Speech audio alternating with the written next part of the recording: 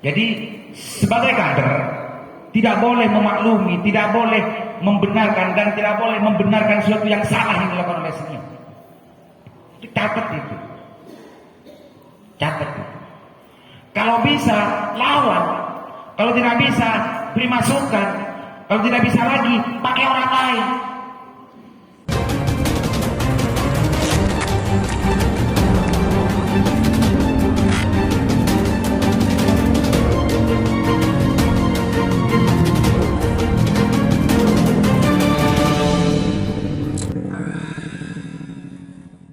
Waalaikumsalam warahmatullahi wabarakatuh. Terima kasih untuk para ketua materi yang telah menyampaikan terkait cara menyikapi kebijakan-kebijakan yang dibuat oleh pemerintah. Oleh karena itu, saya meminta sahabat-sahabati untuk bertanya kepada Nama saya Suhu Laila Asal STKIP PGRI Bangkalan ingin mengajukan pertanyaan. Bagaimana respon kader PMII dalam mengawal kebijakan pemerintah juga mencangkup keberadaan para difabel, karena keberadaan kami para difabel belum sepenuhnya diterima oleh masyarakat. Kurang lebihnya mohon maaf dan terima kasih. Dinda Sahmul ya? Sahmul, saya sudah kenal dengan Dinda Sahmul. Sering berkomunikasi juga.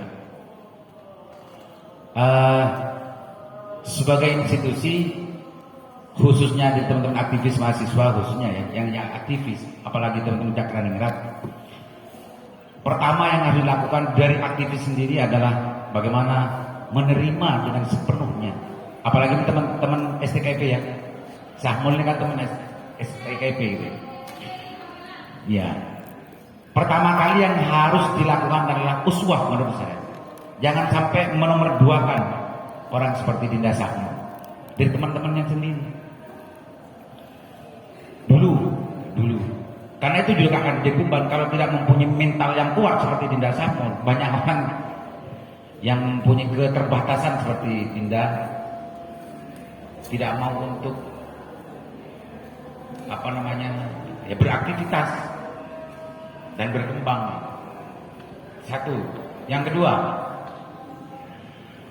saya masih belum secara jelas gitu ya melihat kebijakan keberpihakan dari negara terhadap kaum difabel. Tapi saya sering dengar gitu, memang sudah ada perhatian khusus sebetulnya di negara, meskipun itu mungkin tidak terlalu banyak dirasakan oleh teman-teman difabel. Tapi untuk Bangkalan meskipun negaranya tidak bergerak, banyak teman-teman yang sudah bergerak, teman-teman GMNI bergerak juga, ada G2D5 dan yang lain-lain. Tapi negara mestinya memang ini juga barangkali ini nanti muncul dari teman-teman Cakraningrat, karena yang Dinda Sahmul ini adalah kader PMII ya, atau mahasiswa di Cakraningrat.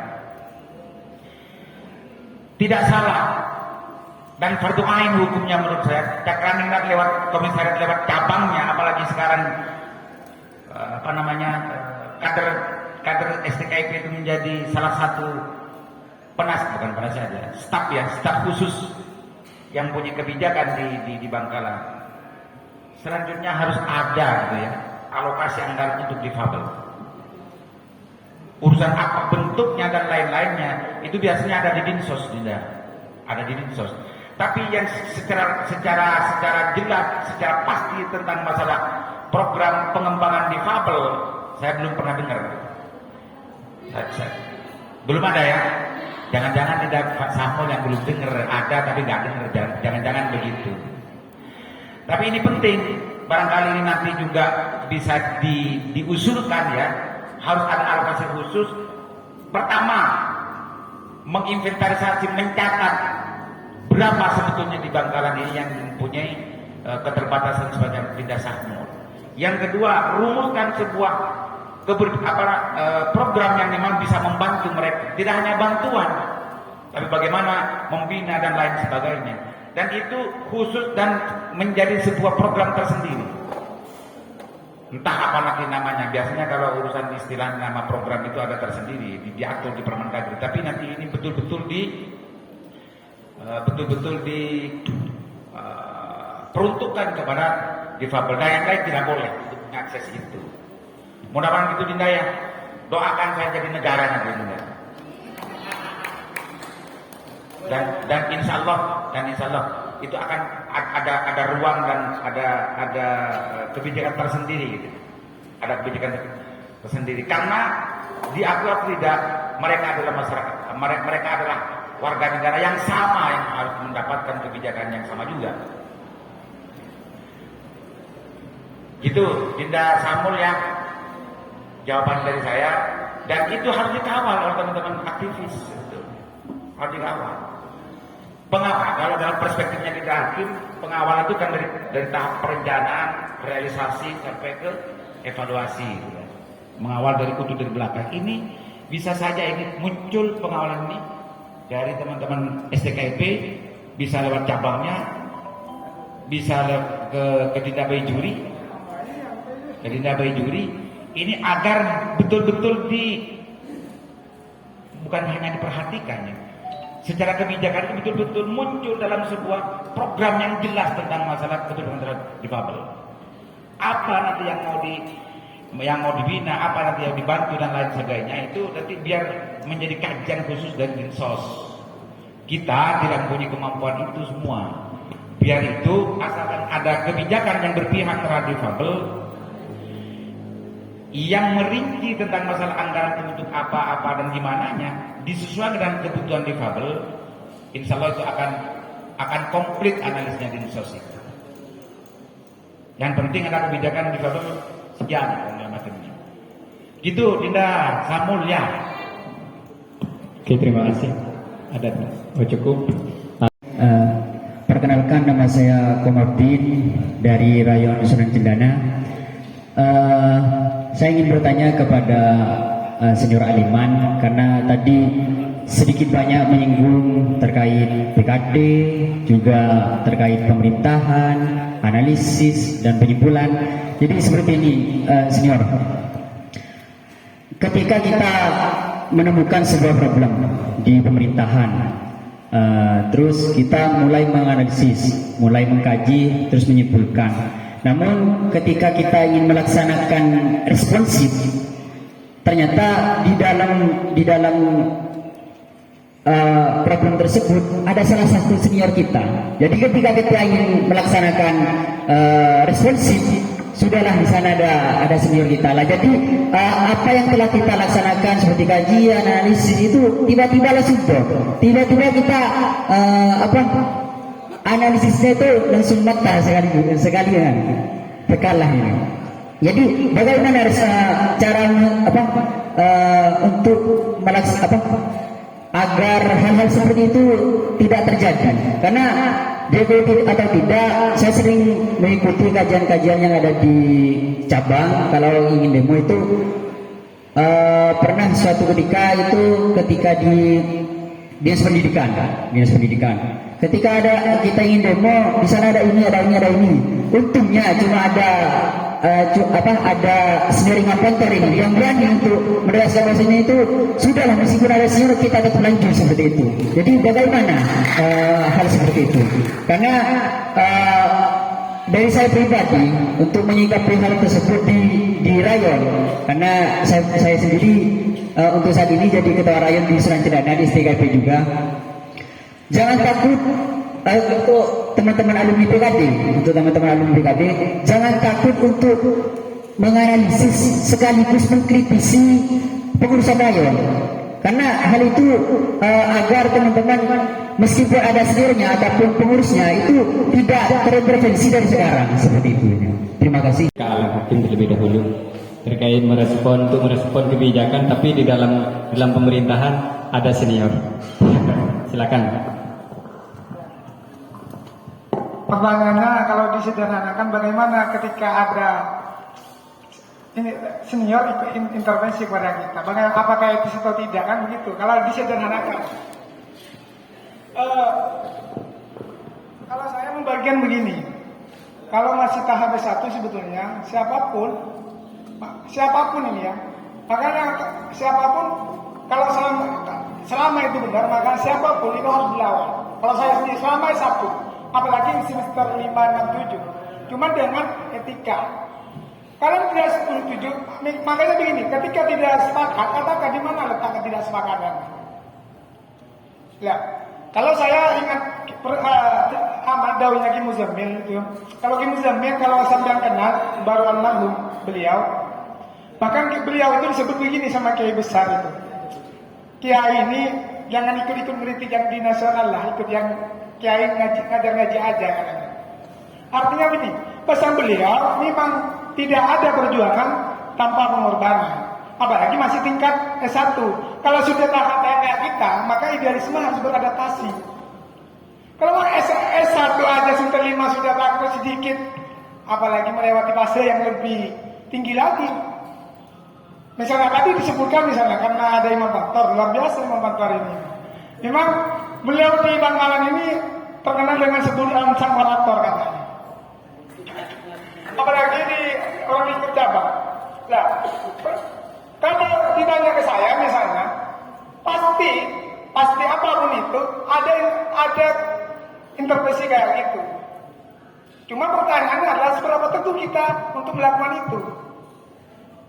Bukan hanya kita, kalau kita belajar sejarah Sirah Nabawiyah Nabi ada, bukan hanya oleh pamannya, bukan oleh senior. Ini senior masih jauh oleh pamannya. Makanya artinya itu sebetulnya bukan problem, makanya di situ lagi uji, aktifnya diuji. Tak lu tidak misalnya. Kalau misalnya prinsip itu kamu pegang, maka ke depan itu akan menjadi track record kalian. Kamu akan diperhitungkan karena prinsip itu. Nah makanya kalau S1, semester 1, 2, sampai 5, sampai 7 itu harus punya prinsip itu. Kalau sudah 8, 7, karena Indonesia ini sudah kata Pak Mahfud itu masuk amalkan aja jadi setan, apalagi setan masuk. Makanya kalau sudah tahap paling tinggi, ada idealisme harus diadaptasikan. Tapi kalau masih semester 7 ke bawah, ya jangan takut. Yang penting tadi sudah disampaikan oleh Bang Aliman, perspektif adalah masalah. Kalau memang beliau tidak setuju apa argumentasinya? Oh begini. Wong kita ini sebetulnya diajarkan untuk berargumentasi. Argumennya begini. Kalau misalnya karena memang ini senior kita, ya etis saja sebetulnya. Kita ya soal ini misalnya. Yang penting caranya lah, yang penting. Saya tidak ingin melawannya, bukan melawan, tapi caranya sambil tidak sepakat, caranya harus elegan. Makanya harus dibedakan antara senior dan senioritas. Kayak gitu. Kalau senioritas salah apapun diikuti, kalau senior dia akan membimbing kita semua. Bahkan bangga ada kadernya lebih cerdas daripada kita. Kalau saya begitu, kader lebih cerdas dan saya lebih bangga. Nah gitu. Terima kasih, mungkin nanti disempurnakan oleh Bang Aliman karena pengalamannya mungkin lebih luas. Terima kasih. Mas Komarudin. Situasi kebatinan semacam itu sering menjadi kendala bagi setiap kader, dan itu tidak hanya dirasakan oleh Bunda Komar, banyak yang semacam itu. Lo nyaman, karena senior ada di sana dan lain sebagainya. Yang penting tidak mengubah kesimpulan yang sudah disimpulkan dengan ilmu dan yang didapatkan dari PMI. Jangan sampai membenarkan gitu ya. Satu, jangan sampai membenarkan kesalahan senior. Itu satu. Urusan harus berontak, harus melakukan aksi, harus melakukan kritik dan semacamnya, tinggal memakai yang saya sering mendapat dari bujuknya PMI STKIP ini. Man ra'a minkum munkaran falyughayyir biyadihi ila akhirih. Jadi sebagai kader tidak boleh memaklumi, tidak boleh membenarkan dan tidak boleh membenarkan sesuatu yang salah yang dilakukan oleh senior. Catat itu. Kalau bisa lawan, kalau tidak bisa beri masukan. Kalau tidak bisa lagi, pakai orang lain. Itu tidak hanya kewajiban dari seorang kader PMI, itu juga perintah dari Yang Maha Kuasa dan perintah daripada Nabi. Itu dindaku. Kalau kita mau bersyahadat beneran, ya seperti itu. Untuk bagaimana menghadapi tentang ketidaknyamanan situasi kebatinan kita karena kita akan mengandung solidaritas, itu bisa kita lakukan dengan beri masukan. Tapi jangan sampai membenarkan. Jangan sampai membenarkan. Itu yang penting jadi catatan. Beri masukan 1 kali, 2 kali, kalau tidak mau ya sudah, itu sudah gugur kewajiban sebagai aktivis dan sebagai junior. Tapi kalau itu masih justru akan memudorotkan dalam masyarakat, masih mempunyai kewajiban lagi. Kalau memang masih tidak bisa dan tidak enak karena itu senior, bisa pakai cara yang lain, startup didalami. Apalagi sekarang gitu ya, apalagi sekarang bisa pakai orang. Kalau bisa, kalau ini untuk masalah, pakai akun palsu nggak apa-apa, bongkar itu semua. Tapi yang pasti sebagai jiwa aktivis tidak boleh membiarkan itu, apalagi membenarkan itu, apalagi memperjuangkan kesalahan seniornya, membela seniornya yang salah, apalagi itu sesat seperti itu. Sesat menyesatkan kalau begitu. Perhatikan kata-kata saya, perhatikan kata-kata. Biasanya awalnya memaklumi karena itu dilakukan oleh senior. Setelah biasa senior memberikan sesuatu, dia membenarkan apa yang dikatakan senior. Ketika sudah membenarkan, tahapnya sudah membenarkan, dia memperjuangkan kesalahan yang lebih senior. Setelah memperjuangkan senior, ada orang yang menyalahkan lagi, dia membela mati-matian kesalahan senior. Jangan sampai seperti itu, sesat itu namanya. Terjadi enggak semacam itu? Pernah dengar enggak semacam itu kita? Terjadi. Kalau sudah seniornya, oh ini ada cara. Pela kahela, kocang rengkon juga, kocang Pak Thomas. Nyari alasan, oh no, pokoknya pala bener dong. Di satu sisi kalau sudah seniornya sudah benar, sudah mau, ya sudah jangan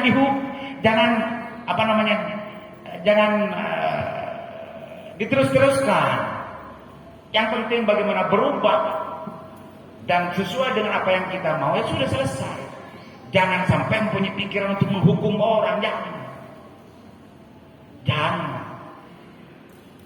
Yang penting mereka masukan, dia sudah mau bertobat, bukan bertobat, sudah mau berubah dan kebijakannya mau dirubah, sudah selesai. Syukur-syukur kalau dengan demikian itu nanti dikasih rokok dengan seniornya, gitu kan? Bonus. Tapi jangan harap. Apalagi justru mustakmal gara-gara kasih rokok dan dia jangan. Sebagai aktivis haram hukumnya. Kalau semacam itu. Karena sudah jelas-jelas membiarkan sesuatu kemungkaran. Ya, saya tidak begitu paham fikih. Yang paham itu Mas Thomas betulnya. Tapi haram kalau itu dengan sengaja membiarkan, dengan sengaja itu terus memodorotkan dalam masyarakat, mengambil hak-hak masyarakat. Membiarkan itu, bahkan mendukung membela itu, neraka itu. Yakin ya neraka kalau begitu. Sebagai kader PMI dan kader NU, jangan. Katakan, meskipun itu tidak berubah, gugur kewajibannya. Saya mencoba begitu dan belajar semacam itu sejak dulu. Gitu Dindaku ya, Dinda Komar ya, Dinda Komarudin. Ketidaknyamanan situasi batin ini semua pasti ada. Pasti semua ada. Karena memang yang menjadi pejabat itu senior-senior kita banyak. Sementara yang harus kita kawal, yang harus kita evaluasi, yang harus kita awasi adalah kebijakan-kebijakan senior kita. Tapi caranya yang elegan dan juga yang harus beri masukan dulu. Jangan sampai membenarkan yang salah. Itu saja.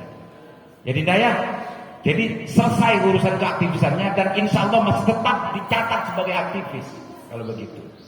Gitu ya. Jadi jangan lari dari PMI, tetap jadi PMI karena PMI mengajarkan semacam ini dah. Jadi meskipun senior-senior PMI sudah banyak yang seperti itu, jangan sampai itu dijadikan alasan untuk menghindar PMI dan tidak aktif di PMI lagi. Masuk di PMI itu menurut saya adalah bagian dari hidayah Allah. Ya, masuk PMI adik-adik Cakrani nanti masuk yang bahkan aktif di FMI ini, salah satu isyarat, salah satu tanda-tanda itu adalah hidayah Allah bergerak kepada hati Anda. Ya, sudah cukup ya.